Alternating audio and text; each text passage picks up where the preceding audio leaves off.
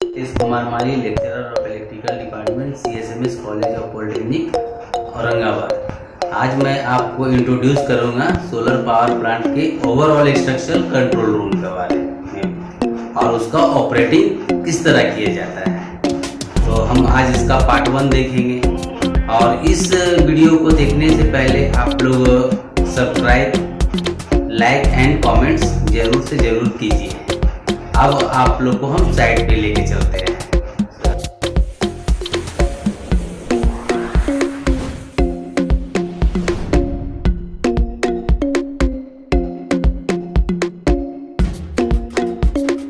First starting introduce control room of solar power plant.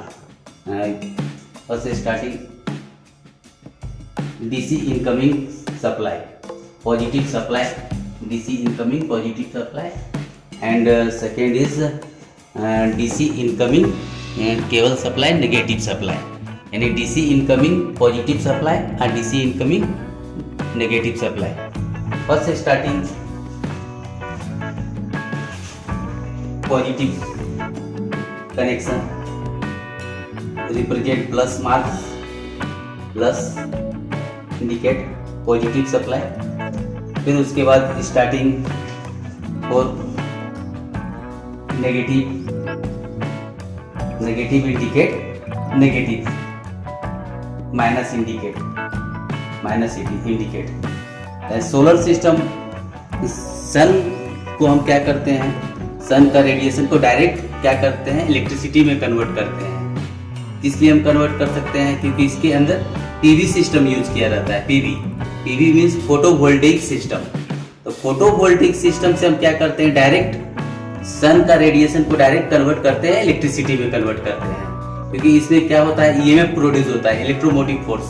Electromotive force से क्या होता है, डायरेक्ट क्या करता है, इलेक्ट्रिसिटी में कन्वर्जन करता है। फिर उसको हम क्या करते हैं, यूटिलाइज करते हैं। वो DC सप्लाई को यहाँ पे DC कंट्रोल पैनल पे हम क्या करते हैं, यहाँ पे लाते हैं पॉजिटिव सप्लाई और यहाँ पे क्या है, नेगेटिव सप्लाई को लाते हैं। फिर उसके बाद ये DC सप्लाई हो गया। फिर उसके बाद ये IGBT है। IGBT का कनेक्शन ये ABB कंपनी से बन के आया हुआ है। ABB कंपनी से बन के आया हुआ है। तो यहाँ पे ये IGBT है जो DC सप्लाई का कन्वर्जन किसमें कन्वर्जन करता है, AC में कन्वर्जन करता है। DC का कन्वर्जन AC में करता है। तो फिर इस AC का कन्वर्जन को हम ट्रांसफर करते हैं। ये AC सप्लाई का है कनेक्शन। AC सप्लाई का डिफरेंट फ्यूज वगैरह दिया हुआ इसमें। फिर यहाँ पे ऑक्सिलरी कंट्रोल सिस्टम दिया हुआ है। ये कौन सा सिस्टम है, ऑक्सिलरी कंट्रोल सिस्टम दिया हुआ है। फिर नीचे केबल्स का कनेक्शन दिया हुआ है। फिर उसके बाद ये इन्वर्टर सिस्टम दिया हुआ है। इन्वर्टर सिस्टम DC AC का, ये साइड में AC का सिस्टम दिया हुआ है, ये साइड में DC का सिस्टम दिया हुआ है। फिर यहाँ पे ये कंट्रोल पैनल पे हम क्या करते हैं, प्रोटेक्शन पावर कंट्रोल सिस्टम है। ये है प्रोटेक्शन पावर कंट्रोल सिस्टम। तो यहाँ पे क्या करते हैं, रिले सिस्टम दिया हुआ है। तो रिले सिस्टम दिया हुआ है। फिर यहाँ पे टेम्परेचर हाई जब रहेगा तो ऑटोमेटिक यहाँ पे इंडिकेट करेगा। फिर उसके बाद ऑयल का लेवल ट्रांसफार्मर में कितना है तो यहाँ पे मेजर हो जाएगा ऑटोमेटिक, ऑयल का लेवल कितना है। फिर उसके बाद रिले का सिस्टम यहाँ पे पता चलेगा। फिर यहाँ पे फिर से रिले अलार्म बजेगा जब अगर कुछ फॉल्ट हो गया। तो फॉल्ट होने के बाद यहाँ पे अलार्म बजेगा। तो फिर हम जाके वहाँ पे कनेक्शन चेक करते हैं। फिर यहाँ पे वाइंडिंग का टेम्परेचर, जो ट्रांसफार्मर का वाइंडिंग है, प्राइमरी वाइंडिंग, सेकेंडरी वाइंडिंग का, अगर कुछ भी फॉल्ट हो गया तो टेम्परेचर, अगर ऑयल का लेवल कम हो गया, अगर उसका डाइलेक्ट्रिक स्ट्रेंथ कम हो गया, तो इसमें क्या होता है, वाइंडिंग का टेम्परेचर हाई हो जाता है। तो वाइंडिंग का टेम्परेचर हाई होने के कारण यहाँ पे अलार्म इंडिकेट करेगा। ऑयल का टेम्परेचर, अगर ऑयल का टेम्परेचर हाई हो रहा है, तो ऑयल का टेम्परेचर हाई हो रहा है तो क्या रीजन से हाई होता है, उसका डाइलेक्ट्रिक स्ट्रेंथ कम हो जाता है। अगर उसमें डस्ट आ गया, मॉइस्चर आ गया, अदर इम्प्योरिटीज आ गया, गैसेस आ गया, तो उसको ऑयल का टेम्परेचर क्या हो जाता है, हाई हो जाता है। हाई होने के कारण क्या होता है, यहाँ पे अलार्म इंडिकेट करता है। तो अपने को समझ में आ जाता है कि इसमें क्या प्रॉब्लम है। फिर ऑयल लो ऑयल लेवल, अगर अपने ट्रांसफार्मर में ऑयल का लेवल कम है, ऑयल का लेवल अगर कम है तो अपने को ऐसे पता नहीं चलेगा, लेकिन यहाँ पे अलार्म इंडिकेट कर देगा। तो जो ट्रांसफार्मर यूज कर रहे हैं हम यहाँ पे अगेन सोलर पावर सिस्टम में, तो ऑयल का लेवल कम है तो ऑटोमेटिक पता चल जाएगा, अलार्म यहाँ पे इंडिकेट करेगा। वहाँ पे जाके हम ऑयल को फिल करेंगे। फिर यहाँ पे रीसेट सिस्टम है, एक्सेप्ट सिस्टम है। इस तरह टेस्ट सिस्टम ऑन ऑफ करने के लिए ये प्रोटेक्शन पावर कंट्रोल सिस्टम का दिया हुआ सिस्टम ये।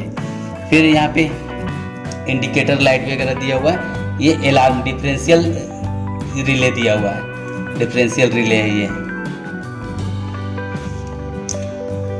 फिर ये अंदर का सर्किट कनेक्शन, बस बार कनेक्शन दिया हुआ है। तो ये जो सप्लाई है, पीछे साइड में ट्रांसफार्मर है 33 kV का। तो हम क्या कर रहे हैं 800 वोल्ट को कन्वर्जन कर रहे हैं, स्टेप अप ट्रांसफार्मर में कन्वर्जन कर रहे हैं। फिर इसके बाद ये जो है 3 फेज ट्रांसफार्मर दिया हुआ है, 3 फेज ट्रांसफार्मर है। यहाँ पे 400 वोल्ट का ये ट्रांसफार्मर है। ये यहाँ पे हम क्या करते हैं 400 वोल्ट यूज करते हैं इससे हम। ये 3 फेज ट्रांसफार्मर 400 वोल्ट का है। यहाँ पे जो ये सोलर पावर प्लांट है तो यहाँ पे हम यूज करते हैं 3 फेज ट्रांसफार्मर, यानी मिनी ट्रांसफार्मर यूज करते हैं। ये जो है सिलिका जेल है, ये जो आपको दिख रहा है सिलिका जेल है, ये सिलिका जेल है। तो अभी आपको मालूम है सिलिका जेल कहाँ पे यूज करते हैं हम, ट्रांसफार्मर में यूज करते हैं। अगर एटमॉस्फेरिक कंडीशन वगैरह अगर खराब हो गया तो सिलिका जेल का कलर क्या होता है, नीला कलर का होता है। अगर इसका कलर हो गया, डिसकलर हो गया है, तो ये सिलिका जेल को हम क्या करते हैं, चेंज करते हैं, रिप्लेसमेंट करते हैं। तो इस तरह से हम आज आपको इंट्रोड्यूस किए सोलर पावर प्लांट का कंट्रोल पैनल के बारे में, जैसे कि एसी सिस्टम के बारे में। फिर उसके बाद आपको हम बताएं हम प्रोटेक्शन पावर कंट्रोल के बारे में बताएं। फिर आपको बताएं हम इन्वर्टर के बारे में, इन्वर्टर क्या करेगा। फिर उसके बाद IGBT के बारे में बताएं, तो IGBT क्या करेगा। IGBT में हम यहाँ पे क्या कर रहे हैं, जो AC सप्लाई है उसका कन्वर्जन DC में कर रहे हैं। तो इस तरह से हम पूरा प्रोटेक्शन सिस्टम आपको कंट्रोल पैनल के बारे में बताए हैं। और यहाँ पे जो ये कंट्रोल पैनल दिया हुआ है, यहाँ पे फेस को इंडिकेट करेगा, R फेस, Y फेस और B को इंडिकेट करेगा। तो यहाँ पे अपनी कब सप्लाई चालू है कि बंद है, तो यहाँ पे फेस सिस्टम से पता चल जाता है कंट्रोलिंग। ठीक है, थैंक्स।